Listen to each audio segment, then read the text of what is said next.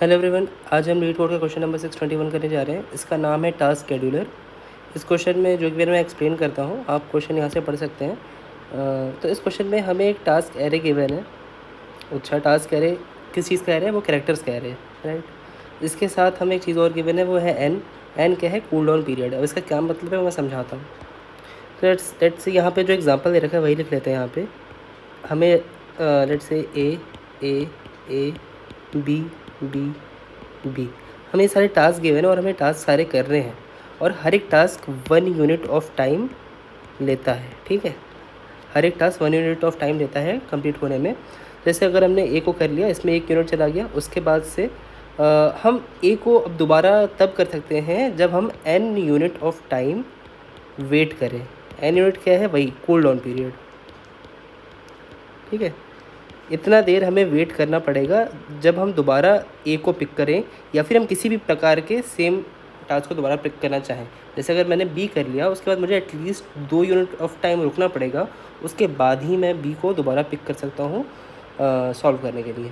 ठीक है, उस टास्क को करने के लिए। ठीक है, तो जैसे यहाँ पे मैंने ए को कर लिया पिक। ए के बाद अब मैं ए तो दोबारा नहीं कर सकता अभी तुरंत, तो मैंने बी को कर लिया। और अब इस 2 पॉइंट के बाद, इस 2 यूनिट ऑफ टाइम के बाद ही मैं ए पिक कर सकता हूँ। क्या मैं यहाँ पे बी पिक कर सकता हूँ? क्या नहीं, बी भी नहीं कर सकता। बी को भी हमें 2 यूनिट के बाद ही करना पड़ेगा अभी से। तो यहाँ पे ना ए हो सकता ना बी हो सकता, तो ये खाली रह जाएगा। इस टाइम पे हमने कुछ नहीं करा। उसके बाद हमने वापस से ए पिक करा। ठीक है, ए के बाद हम फिर 2 स्पेस छोड़ेंगे, उसके बाद ही कभी दोबारा ए पिक कर पाएंगे। क्या हम इस पॉइंट पे बी कर सकते हैं? हाँ, कर सकते हैं, क्योंकि बी एक बार यहाँ हुआ था, यहाँ पे हुआ था, और 1 यूनिट हमने यहाँ छोड़ा और यहाँ छोड़ा। बी को दोबारा कर सकते हैं, तो बी यहाँ पे भी हो गया। इसके बाद ना हम ए कर सकते हैं और ना ही बी कर सकते हैं, ये भी स्पेस खाली रह जाएगा। उसके बाद हम ए को दोबारा पिक कर सकते हैं। ठीक है, हमने ए को दोबारा पिक कर लिया, उसके बाद बी को भी दोबारा पिक कर सकते हैं। ठीक है, तो अभी ये सारे टास्क मेरे हो चुके हैं। 3 बार ए करना था, 3 बार ए हो चुका है, और 3 बार ये बी करना था, 3 बार ये बी हो चुका है। और टोटल यूनिट ऑफ टाइम मेरा कितना लगा? 1 2 3 4 5 6 7 और 8। तो ये बन गया मेरा 8 आंसर इस केस में। ठीक है, तो आई होप आपको ये क्वेश्चन समझ में आ गया होगा। इसमें हम किसी भी ऑर्डर में हर एक टास्क को पिक कर सकते हैं। अगर मैं चाहता यहाँ पे, तो मैं पहले बी को पिक कर लेता, और फिर ए को कर लेता, और फिर एक स्पेस खाली छोड़ना पड़ता, फिर वापस से बी को कर लेता, फिर ए को कर लेता, और फिर वैसे ही बी और ए को कर लेता। तो ये ऑर्डर मैटर नहीं करता है। यहाँ पे ऑर्डर हम कुछ भी रख सकते हैं, बट हमें जो कंडीशन है उसको सेटिस्फाई करना है कि हमें सिमिलर टास्क के बीच में at least n unit of time छोड़ना है। और हाँ, ये मैंने दोबारा से बोला, ये एटलीस्ट है। ठीक है, ये फिक्स नहीं है कि इतना ही रखना है, इससे ज़्यादा चाहें तो हम जा सकते हैं, तो ये एटलीस्ट है। ठीक है, ओके। ठीक है, सेम टास्क को करने के लिए एन यूनिट्स ऑफ टाइम हमें छोड़ना पड़ेगा, और हमें इस क्वेश्चन में आंसर क्या बताना है? हमें मिनिमम टाइम बताना है किसी एक एरे ऑफ टास्क को सॉल्व करने में। तो अब मिनिमम क्यों बोला यहाँ पे? अच्छा, मिनिमम इसलिए बोला कि अब मैं चाहूँ तो ए को ऐसे कर दिया, 3 4 5 6, यहाँ पे 10 यूनिट छोड़ दिए, उसके बाद दोबारा ए को कर दिया, फिर 5 यूनिट छोड़ दिए, और फिर मैंने एक बी को कर दिया, फिर एक्स अमाउंट ऑफ टाइम को छोड़ दिया, जैसे 10 छोड़ दिया, और फिर ए को करा, फिर ऐसे करते करते। तो ये तो भाई कितनी वैल्यू बन सकती है? यहाँ पे ही हो गया ये 25 के आसपास। ठीक है, 25 प्लस 1 2 3 4, 25 प्लस 4, ये 29 यूनिट्स ऑफ टाइम तो हमने अभी ले लिया। ठीक है, तो ऐसा नहीं है, हम बिल्कुल ऐसे रैंडमली जितना मन चाहे उतना टाइम नहीं छोड़ सकते बीच में। हमें ऑप्टिमाइज तरीके से काम करना है, कूल डाउन का को रिस्पेक्ट देते हुए हमें बस मिनिमाइज़ करना है अपने टाइम को। ठीक है, आई होप ये क्वेश्चन समझ में आ गया होगा। थोड़ा एग्जांपल देख लेते हैं। तो अब जैसे ये वाला एग्जांपल है, यहाँ पे हमारे पास जो एरे दे रखा है उसको मैंने अब ऐसे लिख लिया है, काउंट कैरेक्टर है ना उसके काउंट। जैसे अगर ऐसा दे रखा होता क्वेश्चन के अंदर ए एंड बी और n = 3, तो उसको मैंने बस ऐसे कर लिया कि ए का जितना काउंट है वो मैंने इसके सामने 3 रख दिया, और बी का जो काउंट है उसके सामने 3 रख दिया। ठीक है, सेम ही क्वेश्चन है, बस इसको एक मैप में समझ लो डाल के काउंट सामने सेव करा लिया है, और उसको मैं दिखा रहा हूँ यहाँ पे। ठीक, तो अब इस क्वेश्चन में इस एग्जांपल में क्या हो रहा है? ए 3 बार है, बी 3 बार है, और हमारे पास बीच में जो कूल डाउन पीरियड छोड़ना है सिमिलर टास्क के बीच में, वो 3 का रखना है। तो जब मेरा ए एक बार यहाँ हो गया, तो मुझे ये वाला टाइम, ये वाला टाइम, ये वाला टाइम एक कर ही नहीं सकता। इसके बाद इस पॉइंट से लेके आगे तक मैं दोबारा ए कर सकता हूँ अगली बार, ठीक है। तो हाँ, तो इसके बाद मैंने ए को यहाँ पे करा, उसके बाद फिर मैंने ए को यहाँ करा, उसके बाद सारे ए ख़त्म हो गए, तो ठीक है। अब जैसे ही मैंने एक ए करा तो मैं क्या एक बी कर सकता था क्या? हाँ, इसके जस्ट बाद मैं एक बी कर सकता था, तो बी भी मैंने कर लिया और फिर बी के लिए भी मुझे 3 यूनिट ऑफ टाइम छोड़ने पड़े, ठीक है। उसके बाद मैंने फिर यहाँ पे बी करा। तो इस हिसाब से अप्रोच करने के बाद ऐसा कुछ सोल्यूशन बना और इसका आंसर कितना होता है? इसका आंसर हो गया 10, ठीक है। इसका आंसर बन गया 10 इस केस में। इस इनपुट का आउटपुट क्या हो गया? 10। ये लास्ट के जो स्पेसेस हैं, जैसे ये लास्ट वाला जब मैंने ए करा और लास्ट वाला जब बी करा, तो उसके बाद कितने यूनिट ऑफ टाइम छोड़ने के लिए उसकी रिक्वायरमेंट तो है नहीं, हमारे टास्क तो अभी हो चुके हैं, तो इसके बाद इसकी नीड नहीं है, हमें बस इतना ही टाइम लगा अपने सारे टास्क को करने में। तो इसलिए हमारा आंसर है 10 ना कि 13 या कुछ, ठीक है, राइट। ओके, एक और एग्जांपल देखते हैं। अब यहाँ पे मुझे सिर्फ और सिर्फ ए गिवन है और बीच में हमें जो टाइम कूल डाउन पीरियड दे रखा है वो n=2 दे रखा है। तो अब ए को करने के बाद हमें 2 यूनिट ऑफ टाइम छोड़ने पड़े, उसके बाद से ही दोबारा ए कर पाए। वैसे ही फिर 2 यूनिट और छोड़ने पड़े, फिर हम उसके बाद से आखिरी वाला ए कर पाए, ठीक है। ओके, सही है, इतना समझ में आ गया। अच्छा, एक चीज़ और देखते हैं, एक थोड़ा एग्जांपल और देखते हैं, ये वाला देख लेते हैं, राइट। ओके, यहाँ देखते हैं इसके अंदर क्या हो रहा है। ए हमें 3 बार दिया है और बी हमें 2 बार दिया है, तो हमने ए को किया उसका, और हाँ एन यहाँ पे 3 है, तो 3 स्पेस छोड़े ए के लिए दोबारा, फिर ए करा, फिर 3 स्पेस छोड़े, उसके बाद से ये कर पाएंगे, ठीक है, लास्ट वाले। तो और बी हमारा 2 बार था, तो ए के जस्ट बाद हम बी कर सकते हैं, तो हमने कर दिया। उसका इसके लिए भी हमें 3 यूनिट ऑफ टाइम रुकना पड़ेगा, वो जो कि यहाँ पे ख़त्म होता है, और इसके बाद से हम यहाँ पे बी डाल देते हैं और उसके बाद से 3 यूनिट ऑफ टाइम रुकना पड़ेगा। बट बी तो 2 ही बार है, तो अब बी की कहानी तो यहाँ पे ही ख़त्म हो गई थी, बट ए यहाँ तक चलता है, ठीक है। ये कैसे हो गया? अच्छा, अब यहाँ पे आप देख रहे हो कि मैंने यहाँ पे ए को क्यों पहले लिखा, बी को पहले क्यों नहीं लिखा। अगर ऐसा ट्राई करते हैं, हम बी को पहले लिखने का ट्राई करते हैं, एंड एक सेकेंड, हाँ, हम बी को लिखने का ट्राई करते हैं पहले और ए को उसके बाद लिखते हैं, ठीक है। देखते हैं क्या बनता है आंसर। बी है, हाँ, उसके बाद से कितने स्पेस छोड़ने हैं? 3 स्पेस छोड़ने, 1 2 3, उसके बाद ही बी हो सकता है, ठीक है। बी 2 बार हो चुका है, ए को यहाँ पे हमने लिखा, ठीक है। अब ए हम कर सकते हैं, नहीं कर सकते, यहाँ पे भी नहीं कर सकते, यहाँ पे भी नहीं कर सकते। ए को हमने यहाँ करा, उसके बाद से ए को यहाँ नहीं कर सकते, यहाँ नहीं कर सकते, यहाँ नहीं कर सकते, ए को यहाँ करा। अब इस केस में हमारा आंसर कितना बन रहा है यहाँ पे? 1 2 3 4 5 6 7 8 9 10, ठीक है। यहाँ 10 बना, यहाँ पे कितना बना? 1 2 3 4 5 6 7 8 9, यहाँ पे आंसर हमारा 9 बना। अच्छा, यहाँ पे कम बन रहा है, यहाँ पे ज़्यादा बन रहा है, यानी अगर हम प्रेफरेंस उसको दें अपने आंसर को भरते टाइम जिसका कि काउंट ज़्यादा है, तो हमारा आंसर ऑप्टिमाइज़ होगा। अब ये ऐसा सुन के लगेगा कि ये तो रटने सी चीज़ लगती है, लेकिन ये सेंस बनती है इस चीज़ की, क्योंकि देखो, अगर हमारा एक कैरेक्टर है, लेट से A = मे बी, चलो थे 4 टाइम्स आ रहा है, एंड हमारा B जो है 1 ही है, ठीक है। तो जब A हो रहा होगा, यानी जो बड़े नंबर वाला है, बड़े अकरेंसेस वाला है, तो अपने साथ n अगर 2 ही मान लेते हैं, तो 2 स्पेस छोड़ा इसने, फिर 2 स्पेस छोड़ के फिर से एंड फिर फाइनल वाला है। तो जो ये इतने बीच में स्पेसेस छोड़ रहा है ना, इसका यूज़ कौन कर सकता है? जो छोटे काउंट वाले नंबर हैं, ठीक है। लेकिन जब अगर हम छोटे वाले काउंट को पहले लिख लेते हैं यहाँ पे, अब जैसे मैंने बी को पहले लिख दिया, तो बी को पहले लिखने के बाद अब हमारा ए आया ऐसे, ए 2 स्पेस ए 2 स्पेस ए, इसके बाद 2 स्पेस फिर से और एक की। बट अब इस केस में देखो, ये बी के लिए हमने एक अलग से जगह दे दी, जबकि ये सेम चीज़ यहाँ पे लिखी जा सकती थी, ठीक है, यहाँ पे लिखी जा सकती है और कोई इशू नहीं होता, हमारा काउंट रिड्यूस होता। क्योंकि ये जो बीच के स्पेसेस है ना, हम इनको भी प्रॉपरली यूज़ करना चाहते हैं।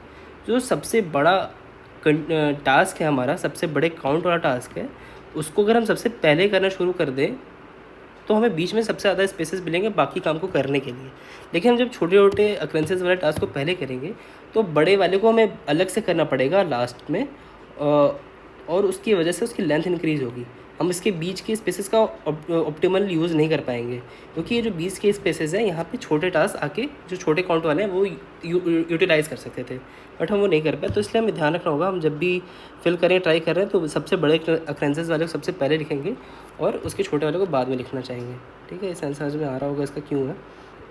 उसका एक और एग्जांपल देखते हैं। इस केस में हमारा A3 है, B3 है, ये B3 है, CB, और बीच में जो स्पेसेस हमें छोड़ना है या फिर कह लो कूल डाउन पीरियड जो है यहाँ पे 4 का है। तो जब A मैंने यहाँ पे लिखा तो 1 2 3 और 4, यहाँ पे 4 स्पेस छोड़ा, फिर दोबारा से A लिख दिया, 1 2 3 और 4, दोबारा स्पेस छोड़ा, फिर ये फाइनल वाला A आ गया मेरा। ठीक है, वैसे ही मैंने B के साथ किया, वैसे ही C के साथ किया, यहाँ से देख सकते हो। इसके अलावा एक चीज़ और यहाँ पे मैं आपका फोकस डालना चाहता हूँ इस पर, वो चीज़ है कि ये काउंट जो ये हमारा आंसर निकल रहा है, क्या इसमें कोई मैथमेटिकल अप्रोच लग सकती है क्या? चलिए देखते हैं। यहाँ पे जब ये वाला A आया तो इसके बाद से हमें ये N स्पेस छोड़ना पड़ गया। ठीक है, फिर जब दोबारा से ये वाला A आया उसके बाद से हमें N स्पेस और छोड़ना पड़ गया। ठीक है, उसके बाद जब फाइनल वाला A आया तब हमें और कुछ नहीं करना पड़ा, क्योंकि इसके बाद दोबारा A कभी आना नहीं, तो उसके लिए स्पेस की रिक्वायरमेंट कुछ है नहीं। तो यानी अगर यहाँ पे देखा जाए 1 + n 1 + n, यानी 2 टाइम्स ऑफ 1 + n + 1, कुछ इस टाइप का बन रहा है अगर सिर्फ A की बात करें तो। ठीक है, अगर इस वाले एग्जांपल में ही हम देखें तो यहाँ पे 1 टाइम तो यहाँ पे A आ गया, उसके से ये जो है N है। ठीक है, ये फिर से 1 आया, उसका से फिर ये N है, उसके बाद से ये फाइनल वाला 1 है। ठीक है, इसके बाद हमें N की रिक्वायरमेंट है ही नहीं। ठीक है, तो यहाँ पे कुछ अगर इसको सम करें, ट्राई करें, या फिर कुछ फॉर्मूला डेराइव करने का ट्राई करें, तो यहाँ पे ऐसा क्या हो रहा है, ये 1 + n ये कितनी बार आ रहा है, 2 टाइम्स आ रहा है, और साथ में क्या चीज़ ऐड हो रही है इसमें एक ये लास्ट वाली अकरेंस एक ही ऐड हो रही है, तो जो कि 1 है। ओके, अब यहाँ पे ये 2 क्या है, ये 2 जितने भी A के काउंट है ना वो -1 है। देखो A का 3 अकरेंस था, तो उसके जो 2 है ना, उसके जो 3 में से 2 हैं वो n unit of cool down मांगेंगे, बट लास्ट वाले के लिए तो हमें रिक्वायरमेंट है ही नहीं कूल डाउन की। तो A की जो काउंट है यानी 3 - 1, ठीक है, इसको अगर C बोल सकते हैं, C - 1 इंटू n+1। n+1 क्यों? हर एक A अपने साथ n स्पेस और जोड़ n यूनिट ऑफ टाइम की और रिक्वायरमेंट रखता है। तो टोटल टाइम की रिक्वायरमेंट एक के लिए कितनी हो गई, अगर इन दो की सिर्फ बात करें वो हो गई 1 + n। और फाइनली जो ये वाला ये है वो सिंगल यूनिट ऑफ टाइम मांगेगा, इसलिए 1।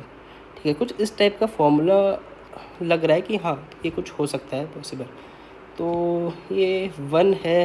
ठीक है, ये क्या हमेशा 1 ही रहेगा इस फॉर्मूले में या कुछ चेंज होगा, तो सोचते हैं। इस केस में आंसर क्या बन रहा है हमारा, 1 2 3 4 5 6 7 8 9 10 11 12 13। यस 13 ही है, गलती हुई है तो बाद में देखते हैं इसको। तो यहाँ पे अगर हम देखें तो हमारा जो A है इसमें जो मैक्सिमम काउंट है यहाँ पे, इनमें से मैक्सिमम काउंट जैसे 3 वाला है, तो जो 3 वाला है वो इसका फॉर्मूला क्या बन जाएगा, C - 1 इंटू n+1। इसकी बात करते हैं प्लस यहाँ पे समथिंग है, अब वो देखते हैं क्या है, बट C - 1 इतना पार्ट पुट करके देखते हैं। तो 2 इंटू n कितना है, 4 + 1, और इसकी वैल्यू कितनी होगी, 10 होगी, प्लस समथिंग है जिसकी वजह से 13 बन रहा है। अब यहाँ पे 3 एक्स्ट्रा आ गया, यानी जो ये समथिंग है ना, ये वाला स्पेस यहाँ पे ये 3 है। अब 3 क्या चीज़ें हैं, वो 3 ये चीज़ें हैं, ये जितनी भी एक्स्ट्रा चीज़ें होगी ना वो ऐड हो जाएंगी। जितने भी मैक्स अक्रेंसेस वाली चीज़ है, ये भी 3 बार आया है, ये भी 3 बार आया है, ये भी 3 बार आया है। ठीक है, तो ये तीनों चीज़ें फाइनल वाले कंट्रीब्यूशन में अपने आप को सिर्फ ऐड करेंगी, अपने साथ n को ऐड नहीं करेंगी। ठीक है, क्योंकि इनके बाद ये कभी होनी ही नहीं, ये लास्ट अक्रेंस है इसकी, तो कूल डाउन पीरियड ऐड करने का मतलब नहीं। तो इस कारण से यहाँ पे 13 आंसर आ गया।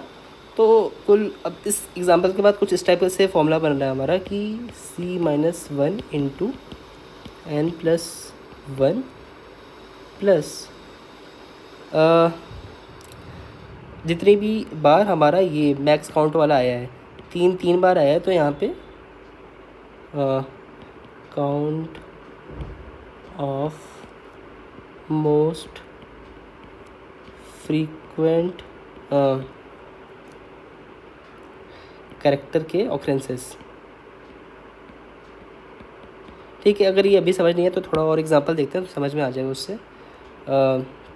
जैसे एग्जांपल 5 लिखा हुआ है यहाँ पे, इसके अंदर ए जो है 5 बार है, यहाँ पे है, यहाँ पे है, यहाँ पे है, यहाँ पे, यहाँ पे, और बीच में जो हमें स्पेस छोड़ना है 1 का छोड़ना है, तो जो कि यहाँ यहाँ यहाँ और यहाँ हमने छोड़ा हुआ है। ठीक है, इतना था। इसके बाद बी जो था 2 बार है, सी 1 बार है।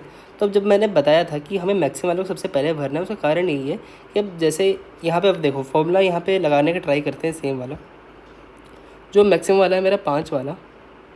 ठीक है, ये 5 वाला 5 माइनस 1 इंटू एन, एन क्या है, एन इज़ 1, 1 प्लस 1, ठीक है, प्लस समथिंग है।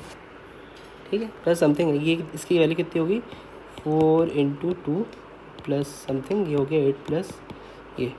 अब यहाँ पे काउंट करते हैं 1 2 3 4 5 6 7 8 9। ठीक है, ये हो गया 9। एक ये एक्स्ट्रा स्पेस आ रहा है, वो एक एक्स्ट्रा यहाँ पे इस स्पेस की वैल्यू कितनी हो गई, 1। ठीक है, तो अब इससे ये समझ में आ रहा है कि हाँ, जितनी बार मैक्स वाला होगा ना, मैक्स काउंट, वही हमारा आंसर बना करके दे रहा होगा हर बारी। हमें मैक्स काउंट के ऊपर ही फोकस करना है। अगर ये 5 है, अगर ये 5 है तो ऑब्वियसली ये बीच में कुछ ना कुछ स्पेस छोड़ा होगा जो कि यूटिलाइज़ कर लेंगे ये सारे। जैसे यहाँ पे देखो बी ने यूटिलाइज़ किया यहाँ 2 जगह, यहाँ पे एक सी ने यूटिलाइज़ कर लिया। तो हमें सिर्फ फोकस अपने ये मैक्सिमम वाले पे रखना है, क्योंकि वो जो स्पेस क्रिएट कर रहा होगा वो छोटे काउंट वाले यूज़ कर ले रहे होंगे। ठीक है, इसलिए जो हमारा सारा आंसर रिवॉल्व कर रहा है मैक्सिमम वाले काउंट के अराउंड रिवॉल्व कर रहा है, और उसके थ्रू हमें थोड़ा समझ में आ गया। अब एक और फाइनल एक एग्जांपल देखते हैं। इस केस में ये है, ठीक है, ए की अक्रेंस 3 बार है, बी की 3 बार है, सी की 3 बार है, एन की और एन की वैल्यू 1 है, यानी एक ही यूनिट ऑफ टाइम है, कूल डाउन पीरियड। ठीक है, तो देखते हैं इसमें कैसे कर सकते हैं। ए लिखा मैंने, ए के बाद मैंने एक स्पेस छोड़ा, एक को दोबारा लिख सकते हैं, फिर एक स्पेस छोड़ा, फिर एक को फाइनल वाला लिख दिया मैंने। ठीक है, अब इसके बाद से बी को भरना शुरू करते हैं। तो जो बीच का स्पेस था तो वहाँ पे 2 बार बी डाल दिया मैंने, उसके बाद से फिर एक और बी डाल दिया। उसके बाद से अब हमें 3 सीज भरने हैं। अब 3 सी के लिए यहाँ पे सी ऐड हो सकता है, बट अब तुरंत नहीं हो सकता, थोड़ा स्पेस छोड़ना, 1 यूनिट ऑफ टाइम छोड़ना पड़ेगा, उसके बाद दोबारा सी, 1 यूनिट ऑफ टाइम, फिर दोबारा सी। ठीक है, तो इस केस में क्या हमारा फॉर्मूला कैसे काम कर रहा है देखते हैं एक बार। जो मैक्स फ्रिक्वेंसी का वैल्यू है, मैक्स फ्रिक्वेंसी हमारी 3 है यहाँ पे, तो ठीक है, सी की वैल्यू हो गई सी माइनस 1 इंटू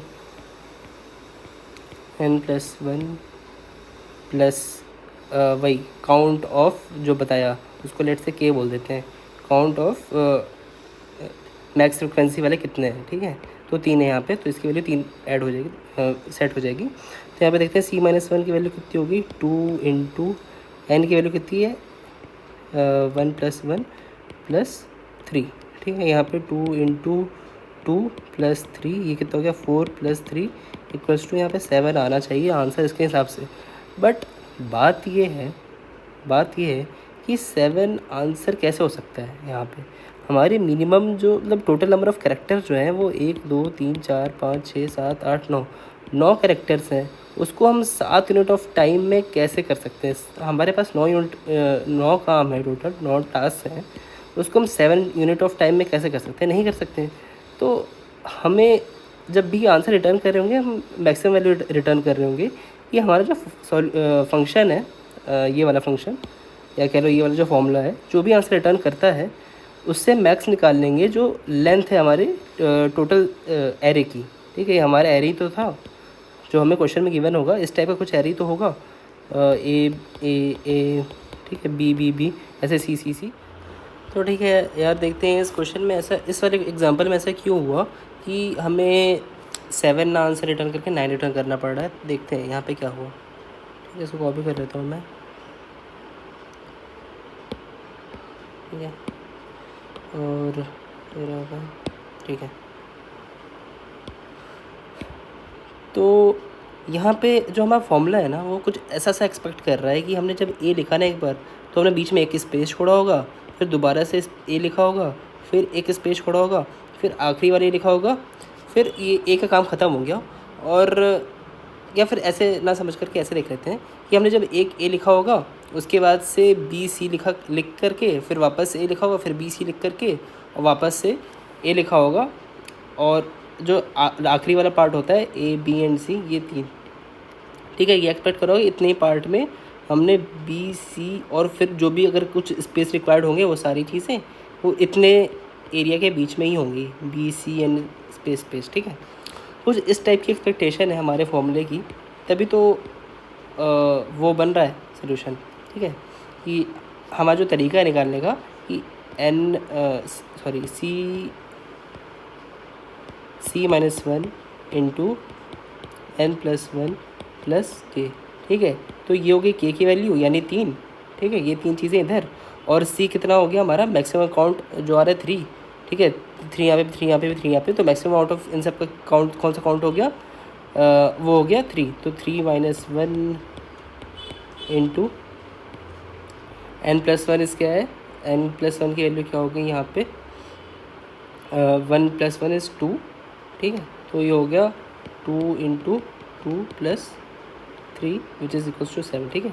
ये इस तरीके से है। तो ये ऐसा इसलिए है क्योंकि हमारा फंक्शन या जो फॉर्मूला है उसके डेरिवेशन में ही हमने एक्सपेक्ट कर लिया है कि जब हमने एक बार ए लिख दिया तो, और जब दूसरी बार लिख रहे हैं उसके बीच में ही बाकी सारी चीज़ों की भी अक्रेंसेस हो जाएंगी, क्योंकि हम बीच में अपने हिसाब से मैक्सिमम स्पेस छोड़ रहे हैं ना। हम बीच में अपने हिसाब से अगर ये 1 की जगह 3 होता तो ये 3 क्या 2 भी होता, तो ये डिसेंट स्पेस होता बी और सी को अकोमोडेट करने के लिए। बट अभी सिंगल स्पेस है, ठीक है, तो वो अकोमोडेट नहीं कर सकता। बट इस केस का सबसे बढ़िया फ़ायदा यही है, अगर ऐसा कभी केस बनता है, कि हम एज़ इट इज़ जो लेंथ है वही रिटर्न कर सकते हैं। वो कैसे, क्योंकि जब हमने ए लिखा तो अब हमें बी सी भी तुरंत लिख सकते हैं, उसके बाद से हमें सोचने की ज़रूरत नहीं पड़ रही है। हम एक एक करके हर एक कैरेक्टर को सिंगल टाइम लिखते जाएंगे, तो हमारा आंसर बन जाएगा ऐसा, ठीक है। अगर यहाँ पे थोड़ा और अगर इसको चेंज करके एग्जांपल को देख लें, अगर सी की वैल्यू 2 भी होती, अगर ये 2 भी होता, A B C A B, ठीक है, तो भी ये सही आंसर बन जाता है। इस तरीके से मे भी फॉर्मूले से इस केस में भी सही आंसर ना आए। देख लेते हैं फॉर्मूले से कितना है। यहाँ पे हाँ अभी भी 7 ही आ रहा होगा, बट यहाँ पे इसकी वैल्यू 8 है, ठीक है। तो हमें हमेशा यही कंपेयर कर लेना चाहिए कि हमारा जो लेंथ है टास्क एरे का और जो हमारा आंसर निकल के आया है उसका जो लेंथ है हम उसमें से मैक्सिमम रिटर्न करें, क्योंकि एटलीस्ट इतने कैरेक्टर तो होंगे ही हमारे आंसर में, इतने टास्क तो हो ही होंगे।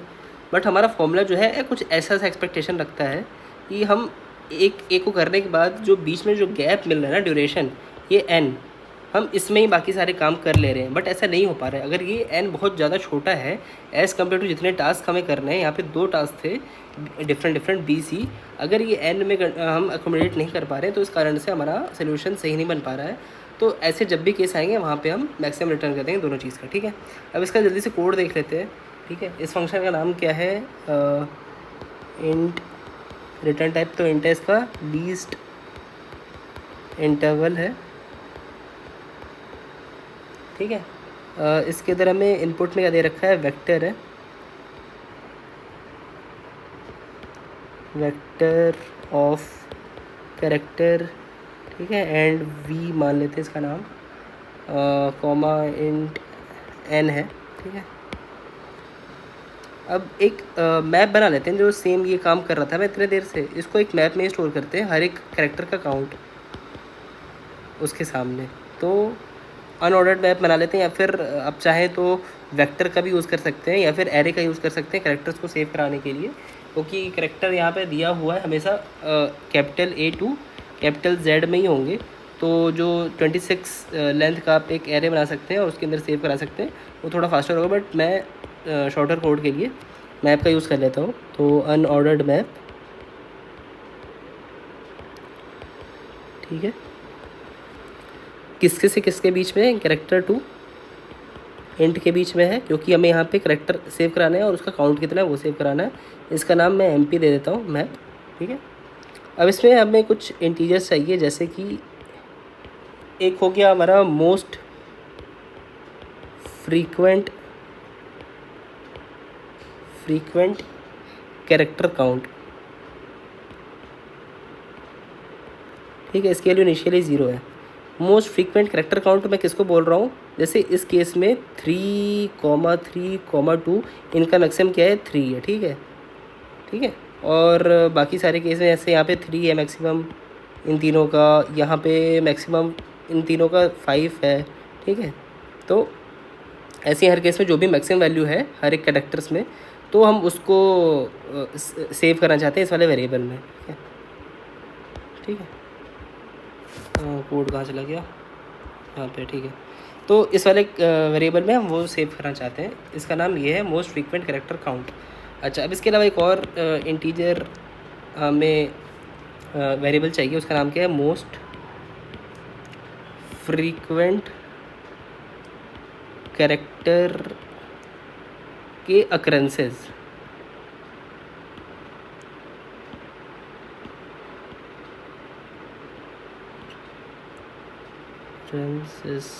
ठीक है, वो हो गया इनिशियली 0। ठीक है, अब ये कौन सा वेरिएबल है, ये है जैसे 3 यहाँ पे 2 बार लिखा हुआ है, तो इसकी वैल्यू हो जाएगी 2। ठीक है, हमारे मोस्ट फ्रीक्वेंट कैरेक्टर ऑकरेंसेस की वैल्यू होगी 2, और यहाँ पे 3 बार है, तो यहाँ पे होगी वैल्यू 3, मोस्ट फ्रीक्वेंट कैरेक्टर के ऑकरेंसेस की वैल्यू। ठीक है, तो ये रहा, ये 2 चीज़ें होंगी। इसको मैं दोबारा से थोड़ा ड्राई रन करूँगा, इसके बाद थोड़ा सा लिख लेता हूँ कोड। तो इसमें अभी अब हमें for auto C in task, या टास्क तो क्या मैंने वी नाम दे दिया इसका, तो वी लिख देते हैं। इसमें क्या कर रहे हैं, हम MP को काउंट को इंक्रीज़ कर रहे हैं, साथ ही साथ हम जो ये वाली वैल्यू है ना, इसको सेव भी करा सकते हैं। सेव क्या मतलब अपडेट करा सकते हैं कि मोस्ट फ्रीक्वेंट कैरेक्टर काउंट कितना है। ठीक है, तो ये हो जाएगा, इसको मैं कॉपी ही कर लेता हूँ, इसको यहाँ से कॉपी पेस्ट। ठीक है,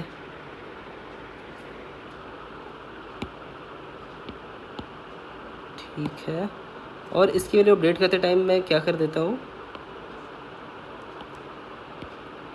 इसकी वैल्यू हो जाएगी max of,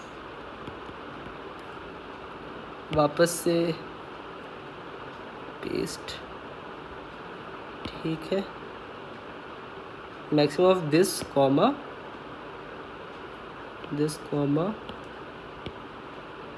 MP of this character. ठीक है, इस तरीके से हमें जब ये सारा ये वाला फॉलो कंप्लीट हो जाएगा, तो उसके से हमें एक मैक्सिमम फ्रीक्वेंट कैरेक्टर काउंट यहाँ पे मिल जाएगा। ठीक है, जिसकी वैल्यू हर के अभी ऊपर वाले जैसे एग्जांपल के केस में ऐसे मैंने बताया, यहाँ पे 3 हो जाएगी। ठीक है, और ये जब फॉलो पे एक बार ख़त्म हो गया, तब हम ये वाला वैल्यू निकाल सकते हैं। हमने ये निकाल लिया है अभी, अब हम ये निकालने जा रहे हैं। तो इसके लिए हमें क्या करना पड़ेगा, जितने वाली वैल्यूज़ इससे मैच कर रही हैं मोस्ट फ्रीक्वेंट कैरेक्टर काउंट से, उनका हम काउंट सेव कर लेते हैं। जैसे for auto and first second in MP। ठीक है, मैप में जो फर्स्ट एंड सेकेंड वैल्यू है, जिसका भी सेकेंड वैल्यू इक्वल्स टू किसके हो जाए, हमारे मोस्ट फ्रीक्वेंट कैरेक्टर काउंट के। ठीक है, अगर ये वैल्यू इक्वल होगी तो उस केस में हमें अपना क्या करना है, मोस्ट फ्रीक्वेंट कैरेक्टर का अकरेंसेस को इंक्रीमेंट करना है। ठीक है, जितनी बार भी ये चीज़ें आई, इसका यूज़ ये समझ लो, ये जो मैंने फॉर्मूले में K लिखा था ना, ये वो वाली चीज़ है, और जो फॉर्मूले में मैंने C लिखा था, C, वो ये वाली चीज़ है। ठीक है, तो अब सीधे से फॉर्मूला लिख देते हैं। मैंने जानबूझ के ऐसा बड़ा सा नाम रखा है ताकि इसकी मीनिंग क्या है और ये करता क्या है वो थोड़ा समझ में आए, वरना मैं K और C ये सारी चीज़ें लिख सकता था। बट हाँ ठीक है, अभी ये इतना समझ में आ रहा होगा। अब आंसर जो मेरा था सिंपल सा फॉर्मूला, तो इंट आंसर हो जाएगा क्या, यही C-1 इंटू n तो ऊपर गिवन ही है n+1 प्लस k, ठीक है। और फाइनली रिटर्न क्या कर देंगे, maximum of answer comma size कैसे निकाल सकते हैं हम, वी डॉट साइज़, ठीक है। अब मैक्स जो फंक्शन C++ में होता है वो सेम टाइप के वैल्यूज़ को कंपेयर करता है। तो ये एक इंट है और ये इंट नहीं है, ये n साइज़ टाइप का कुछ तो होता था इसका वेरिएबल, वो मुझे ध्यान नहीं आ रहा इसका, सॉरी डेटा टाइप। तो इसको कास्ट करना पड़ता है C++ में, तो इंट में कास्ट कर दिया, बाकी कुछ नहीं, सेंस वही है। v की साइज़ से हमने इसका मैक्स निकाल लिया, जो भी मैक्सिमम वैल्यू होगी वो रिटर्न कर देंगे, वही हो जाएगा हमारा आंसर। बस इतना सा ही सोल्यूशन है इसका, ठीक है। यहाँ पे ये ध्यान रखना कि C को यहाँ पे रिप्लेस करा देना मोस्ट फ्रीक्वेंट करेक्टर काउंट से, और यहाँ पे K को इससे मोस्ट फ्रीक्वेंट करेक्टर काउंट से रिप्लेस करा देना। ये मैंने शॉर्ट में करने के लिए लिखा है, वरना काफ़ी बड़ा सा फॉर्मूला दिखने लग जाता है यहाँ पे, ठीक है। तो बस कोड इतना सा ही है, आई होप आपको ये समझ में आ गया होगा।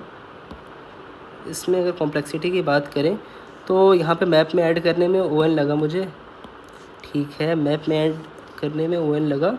फिर मैप में अगर ट्रैवर्स करें वर्स्ट केस में यहाँ पे भी ON लग सकता है कि हर एक कैरेक्टर के पास जाना पड़ रहा है। वैसे तो मैक्सिमम वैल्यू तो 26 ही होगी, तो यहाँ पे 26 लिख सकते हैं, ठीक है। A to Z है, तो मैप में हमें सिर्फ 26 ही key and value pair maximum store हो सकते हैं। तो यहाँ पे 26 हो गया, और ये तो O1 का फॉर्मूला है, और यहाँ पे भी O1 चीज़ें हो रही, तो कुल मिला के हमारा जो है सोल्यूशन ON का है, ठीक है। ये आप सबमिट कर सकते हैं, देख सकते हैं, आपको समझ में आई होप आ गया होगा। तो थैंक यू वेरी मच। अगर आपको कोई डाउट होता है इस क्वेश्चन में तो आप कमेंट में पूछ सकते हैं मुझे। अगर मेरे से कोई चीज़ मिस हो गई है, आपको कुछ सजेशन देना हो या कुछ भी आपकी रिकमेंडेशन हो, आप प्लीज़ कमेंट में बता सकते हैं। तो थैंक यू वेरी मच।